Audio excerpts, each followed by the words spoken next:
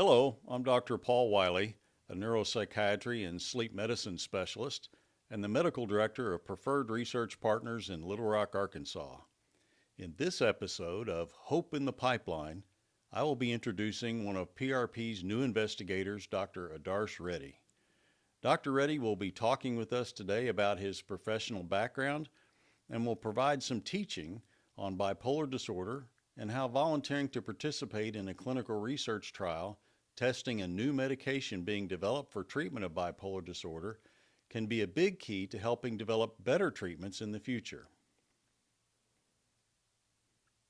Dr. Reddy, welcome to Hope in the Pipeline. Thank you for having me. I'm excited to be here. Well, you're welcome. Let's start from the beginning.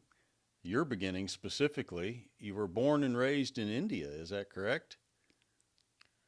Yes, I was born and raised in a small town in India. It was notorious for wolves, and several children had gone missing when we were kids. My hometown now hosts one of the largest solar farms in the world. It's funny how places evolve over time. And then I think you mentioned to me that you left your hometown and most of your schooling took place in the small town of Bangalore, India. That's right. And of course, I'm joking about that because I took time to learn. And Bangalore has a mere 14 million people. And in comparison, I learned that New York City has 9 million and LA has 5 million. So, big place. You sure did your homework. Yeah, yeah. I did my schooling in Bangalore, and that's where I really began developing an interest in science, especially biochemistry. Over time, that curiosity expanded into brain sciences, both clinical and basic. Well, that's quite a range of living experiences and education. In that early training of yours, was there a defining moment for you professionally? Yeah, during my medical school rotations, especially in psychiatry, I had some experiences that really stayed with me. I still remember several of the patients I encountered in psychiatry, and some of them had bipolar and schizophrenia. I still remember them like I saw them yesterday. And the human aspect really left a huge impression on me. And, in contrast to when I was going through med school, it's much more common now for individuals to do research during med school. And I wish I'd had kind of that opportunity, but things have changed now. And so I remember talking with you and being impressed that you'd done some research related to antidepressants and brain neurons. Yes, that's right. I was always looking for opportunities. Then my mentor had just moved to the National Institute of Mental Health and Neurosciences down the street from my medical school. So I asked, her name was Dr. Satyaprabha, and I asked her if she could, let me work in her lab, and, she did. And then she's now the Associate Dean of the National Institute of Mental Health and Neurosciences, which is, I'm really excited for her. Yeah. And then from there, I went to Dr. Chatterjee's lab. He's pretty famous in the field of stress and neurobiology of stress. So I was working with a graduate student on a project that involved investigating the effects of the antidepressant, tianeptine, and its effects on synaptic changes in different brain regions. We were looking at how stress affects the amygdala and the hippocampus neurons. And then what they found was that some of the cellular changes in the amygdala, which is the stress region of the brain, if you will, was reversed by the antidepressant, which is pretty remarkable finding. No doubt. Tianeptine I have some familiarity with, approved for use for various indications I know in Europe, but not currently in the U.S. By the FDA from that standpoint. So, Yeah. yeah. Did you have the opportunity when you were in med school to work with some people who actually were prescribed that medication? No, actually, we did not have tianeptine in India. That my collaborator was working with another collaborator in France. Okay. So that's how, and I think they wanted to bring it to India. So that's when they were like doing some of the studies. Yes. Okay. Understood. All right. Well, gosh, even early on in your career, you're already interested in research, and of course, that's on a biochemical cellular level. And the research you're involved in now with Preferred Research Partners has to do with kind of more practical, real life application. Right?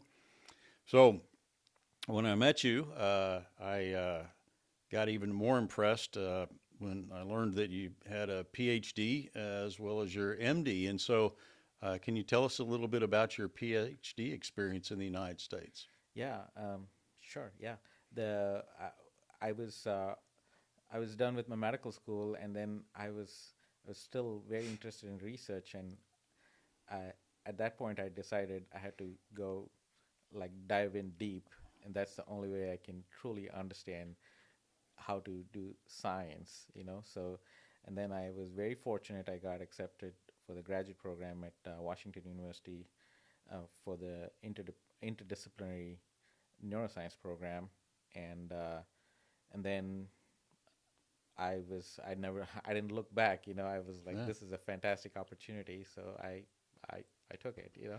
Well, very famous research institute there in St. Louis. So once again, what a privilege to attend.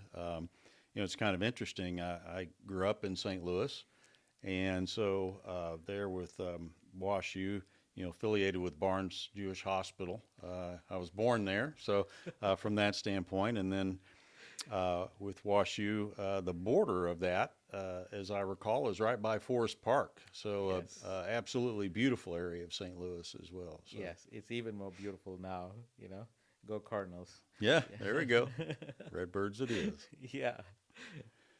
So, you mentioned to me that you had a PhD mentor named Dr. Sands, and as I recall, an internal medicine doc with kind of a genetic and metabolism background. So, tell me a little bit more about his work. Yeah. if you would. Yeah, he was. I was very fortunate to, meet him. Choosing a PhD mentor is like it's kind of like it's not just the science; it's also like the personalities. And he was fantastic. He was willing to take me in and train me, and I felt like we had a wavelength where we could communicate really well, and I just enjoyed working with him. Yeah. And then the science was even cooler. He was working on gene therapy for lysosomal storage diseases. It's like I was working on a model called a Twitcher mouse. It's a model of globoid cell leukodystrophy. And then the cool thing about those projects were like if you decide like okay I'm gonna make a protein, and then for some reason it doesn't work in the brain, like you can make a new virus with the genetically engineered protein that might go diffuse further, or and you can do it very quickly. So and I just loved that kind of research, and I started working with him, and it was a really great experience. Well, I think like me and like a lot of docs, we're very thankful for people who've taken time to teach and mentor us from that standpoint. So, Yeah. I'm sure if he happens to listen to this podcast, I'm sure he'll be pleased to hear him mentioned and that he made a difference as well too. So, um, along the way, while you were taking a look at the liposomal storage disease problems as well, you found some information that got you interested in the neurobiology of schizophrenia. Can you tell us a little more about that? Yeah, schizophrenia was always like a fascinating disorder. Like people have written books on like what is schizophrenia, and they've like just theorized various things about it. And to me, it was just like a black box. We couldn't. It was so complex. Still is. It Yeah. still is. It still is. That's right. Yes. And then one lazy afternoon, I was sitting in the library, Becker Library, on Forest Park, and then I just happened to, come across this article on neurobiology of schizophrenia, and then I was like, oh, this one, there is a neurobiological basis for this disease, and it made sense, but it just like something connected, it's like, oh, this is it. This is like the last stop for us understanding the brain, Yes. Yeah.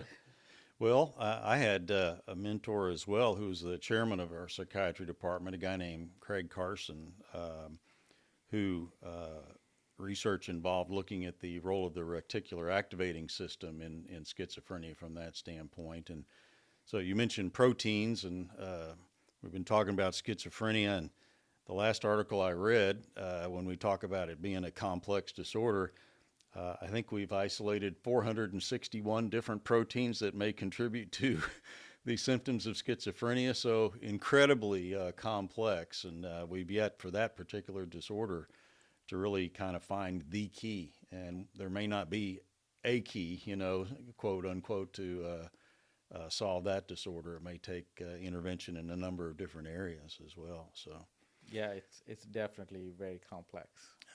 So I know you're interested in finding kind of the right tools and helping people with those types of problems, and that interest then led you into applying for a psychiatry residency at WashU, right?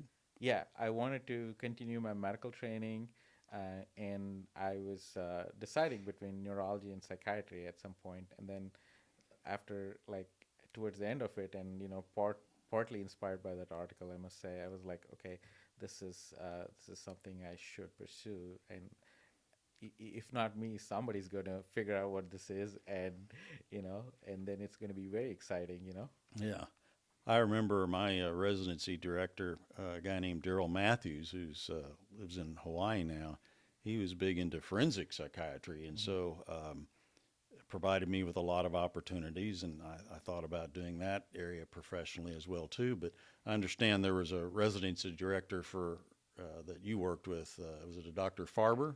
Yeah, that's right. He was amazing. He had a strong interest in schizophrenia, and he was my personal mentor during residency. I learned a lot from him. Just how to think about the disease from a clinical point of view, and also like from a biologic perspective. And truly to understand mental illness, I think no animal models can model the psychiatric illness accurately. So you have to study it from both sides. That's my strong opinion. Yes, I agree with you. And I had a doc who used to teach. His name was Gordon Decker, and he had mutton chops, big old mutton chops. And one of the things I've always taken with him as a mentor is he said, Paul, it's never just bipolar disorder or schizophrenia or anything like that. It is always, bipolar disorder, schizophrenia, or any other mental health problem in a person with this specific personality traits, with this specific cultural background, with this specific family. And so that was the message that, treating the disorder is one thing, and it's complex enough, but you have to figure out how you go about best treating it within the entirety of someone's life based off their particular personality structure, their family background, their cultural background, their educational background, et cetera. So I think that probably inspired both of us to try and look at the whole person when we're trying to help somebody. So yeah, I agree with you. Which makes it more challenging. Yes. Yeah. And so during your time in residency, you had mentioned to me that you had done some DNA, maybe it was RNA sequencing work. So can you tell us a little bit more about that? That gets fairly complex as well. Yes, that was a new technique. DNA sequencing has been there longer, and then this high throughput RNA sequencing was relatively new, and they were doing it. They're using it a lot for cancer research. And WashU, they were the first ones to start sequencing cancer genomes, to individualize treatment. It was pretty exciting. And then I ran into Joe Doherty. He was doing like a little presentation, and then he was doing RNA sequencing for the brain. I was like, okay, wow, it's here. Yeah. So, and then just before that, I was also like, I just kept I'd come across another study where they were like mapping the genes for schizophrenia, and they obviously they couldn't find a single locus, because if it was, by now we would have cured it, Yes. but then there were like a whole bunch of um, loci, if you will, like there are different spots in the brain. They're like more than 100. Yeah. So then the question becomes, uh, how do you further identify? So using what Doherty was using in his lab, the RNA sequencing, what you could do is separate different cells and see which of these cells express each of these genes, Mm-hmm. And the interesting part about this loci are that a lot of them they map to like non-coding regions, which are called as junk DNA. So a protein that codes for nothing that's active. There's no protein. Yeah. It's just the DNA is transcribed, Doesn't code for anything. but it doesn't code for protein. But the RNA has a lot of functions. It can control other RNAs. It can interact with proteins. It can do a whole it's like a whole field that's and now we have to figure out all these 100 loci. Do they code for some RNA that can interfere with the brain function? Yeah, yeah. There's a whole area, I guess, in research involved in the use of viruses to insert certain sequences of RNA to cause RNA to code for a certain protein that maybe is changed or tweaked in some way. For example, it doesn't overproduce, fatty acid molecules, or it doesn't overproduce some other type of molecule that's harmful, or to get a protein that we don't have enough, it's not making enough of the substance, and to boost its production. So I'm excited about that. I didn't think we'd ever get to that point in my medical career where we were working on tweaking an individual protein to cure a disease, Fabry's or other things like that, right? So, yeah. It's pretty wild. It is. Very nice. So, let's see.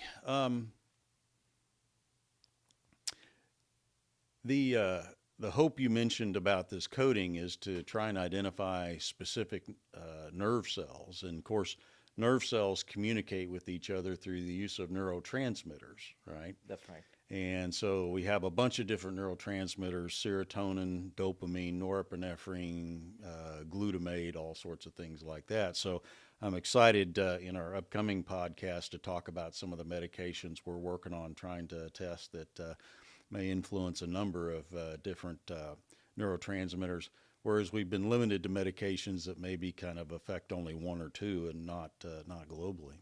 Yeah. So you mentioned to me when we first met that you spent some time in New Jersey after your residency. So what was going on there? Oh yeah, Yeah. I never wanted to leave St. Louis, So but then my wife got matched for a residency Okay. at Rutgers, so we went there, and She's an anesthesiologist, right? yeah, that's Yes. right. Okay. Yeah. So but it was good in some ways. I got to be I had to figure out everybody's schedule, and I was like the one who could make everything, keep everything together in the family for a short period of time while she was doing the residency, And then I took a clinical job, and it was incredible, there's always stuff to learn, and there were some complex patients in Newark, New Jersey, and Elizabeth, New Jersey, and I really had a good time. It was an incredibly great learning experience, especially if you're by yourself. I was a medical director at St. Michael's Hospital, and it was me mostly. So so then now you had to decide, So it was a good learning experience. And, You never know what some unexpected things are going to come your way that you come away from and say, "Wow, that was." I'm really glad I had that experience that I was initially reluctant to jump into from that standpoint. So, and of course, COVID changed all sorts of things in medicine from that standpoint, for sure. So, I'll mention here that, and I don't think I've told you, but we have a research study that we've been looked at for a company called Shionogi out of Japan, that they've developed a pill now for the acute treatment of people who have the COVID virus. And so we're still got ongoing research into how to effectively shut that virus down because, it keeps changing and every now and then pops up and flares up. So you and I may have the opportunity to work on some medication for that coming up as well. So Yeah, it might be excited about that. Yeah, yeah. So just found out about that earlier in the week. cool. Any thoughts today to your listeners about that you can offer us for based off your varied journey in your medical career to get where you're at today? Well, first off, I must thank you for bringing me back to research. There was a pause there, and I was still very passionate, and now I'm glad I found an opportunity to work with you. And I would say, if you keep your interests and if you keep your North Star, uh, things will happen for you. Or the universe will somehow make it happen for you. How, we don't know, but Yeah. you got to keep that North Star. Yeah, well, I'm glad that's worked out and happy to be part of your path. I'm sure I'll benefit just as much from my interaction with you. I've already learned a lot, from me talking with you about your background. So I'm excited about what that holds for you and I over the years professionally and in terms of being friends as well, too. So, Yeah, likewise. yeah, thank you. Jerry, let's stop here Okay. because I sent you a paragraph. Yes. Yeah, Okay. that should end this. Yeah. Rolling, and will you just slate it for me? Just say that this is the addition to the Okay. last intro. This is the last paragraph or two to the introduction of Dr. Reddy section podcast. Perfect. You ready? Yep. Okay. Good. Okay. So, Dr. Reddy, you're engaged in private practice of psychiatry here in Little Rock. What made you decide to go into private practice versus all the other types of opportunities that are available to psychiatrists? Well, it was during COVID, and I did remote work for a while, and I needed to get out of my house. That was number one. And number two, I I wanted to focus and give time to the patients that they need.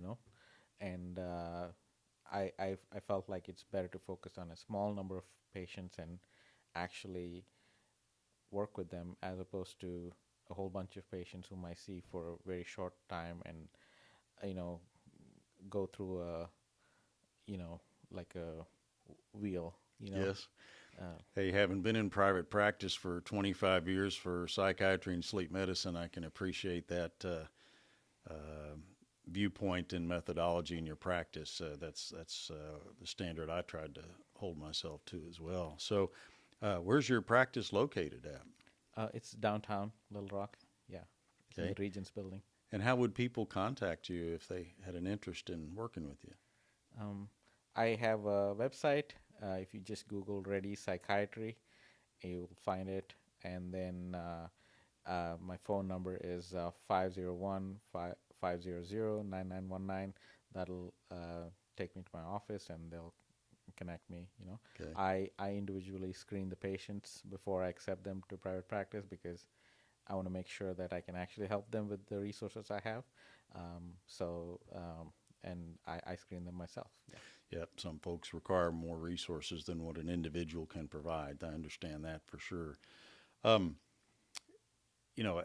having been in private practice of psychiatry, adult and kids, and Jerry, and sleep medicine for adult and kids and all that, I know the challenges of being in private practice these days. And it gets to be, as an individual practitioner, it gets to be very challenging to work with insurance companies. And so a lot of docs have gone to a concierge type practice or a cash only type practice. And so I'm wondering what kind of practice you have in terms of your reimbursement. Yeah, I debated, and I still debate about it, and then I decided to go with the concierge practice, and self-pay kind of setup, simply because it makes things easy for me, and I don't need to spend unnecessary stuff that I don't like to do. It's just a huge time sink. Yes. And Incredibly time consuming to work with an insurance company for prior authorizations and all sorts of things, and getting 10 therapy sessions approved and all sorts of stuff like that. So I understand that for sure. And what types of disorders do you see within your private practice? Anything that falls within the purview of adult psychiatry. It ranges from schizophrenia, bipolar disorder, depression, anxiety, ADHD, PTSD, and anything in between, Yeah, like generalized anxiety disorder and anxiety disorder, depression. depression, And for sure. even people have treatment-resistant depressions as well, too. Treatment-resistant depression, yes. Yeah, okay, very well. So a wide-based variety of practice from that standpoint. Yeah. Yeah. Now, in order to spend more time with folks, that means you have to limit your volume you mentioned earlier. So how do you go about doing that in your practice? Well, first I try to pre-screen them to make sure that I can actually help them. That actually reduces, that actually, helps me focus on the patients whom I can help most. That reduces a lot of visits that are one time only, and so then I can work with them, and I feel like they can work with me. So that helps a lot. A good fit's important when it comes to a psychiatrist and that. So I know when I was in private practice, I would do medication management, but I also was cash practice and would do individual talk therapy. Do you provide that within your practice for some folks as well? I do. But I also work with other therapists in the community, and we have a very good relationship, and we try to refer patients to each other. And I would like, if I would feel comfortable sending my family member to them. So that's I do believe those therapists are very good, and so I refer them when it's more than simple kind of therapy. Yeah. Well, maybe in the future we can invite them on a podcast and talk with them a little bit about their practice from that standpoint. Yeah, So, I think they're great. Yeah. Yeah. Okay. Very well. What else would you like folks to know about you personally or your private practice?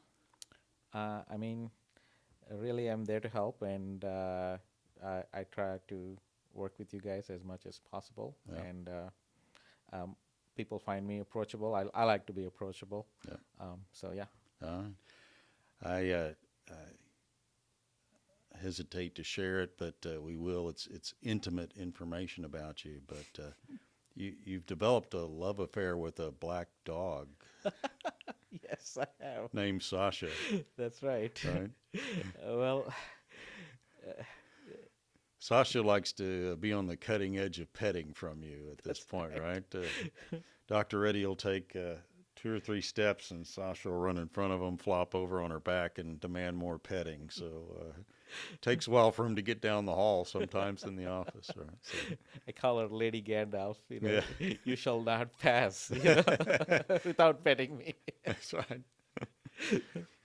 Well, folks, our time's about up for this podcast, and I sure hope you've enjoyed the opportunity to get to know Dr. Adarsh Reddy, a private practice psychiatrist here in Little Rock, and the newest researcher to join the team at Preferred Research Partners. And folks, as always, please like, rate, and review our podcast, which helps more people to find it and to learn from it. And if you know someone who you think might benefit from viewing this podcast episode or our previous podcast, please share it with them. And as always, thanks so much for listening to today's Hope in the Pipeline. And we'll see you again next time when Dr. Reddy and I will talk about a very challenging brain problem known because it can produce a wide variety of mood swings and swings in energy as bipolar disorder. And so I look forward to that discussion with you. And Dr. Reddy, thanks again for appearing on today's program. Oh, you're welcome, and I'm thankful to you for inviting me. You're welcome. There we go. All right. Okay.